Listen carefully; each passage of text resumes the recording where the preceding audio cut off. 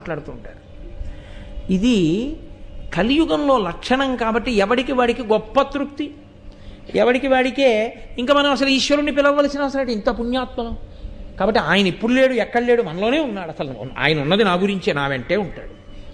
కాబట్టి ఇంకా నాకు మళ్ళీ ఈశ్వరుని నేను పిలవడం ఏడు పిలవక్కర్లేదు. కాబట్టి ఎవడు పిలవడం, ఎవడి జీవనం వాడికి తృప్తి. ఎలా? అందరూ ఆచారం వదిలేసి, ఆచారం అన్నది అందరూ వదిలేసి అందరికీ ఈశ్వరుడి మీద భక్తితో ఉన్న వాళ్ళలాగే ఉంటారు.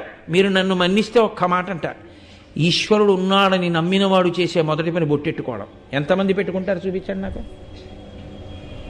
అక్కడే తెలుస్తుంది మీకు ఆచార భ్రష్టత్వం అంటే ఏమిటో. వాడికి బొట్టు పెట్టుకోవడం కష్టం, వాడికి వెనక ఈశ్వరుడు పడి వాడిని రక్షించాలి. అంత గొప్పగా ఉంటుంది కలియుగం అంటే.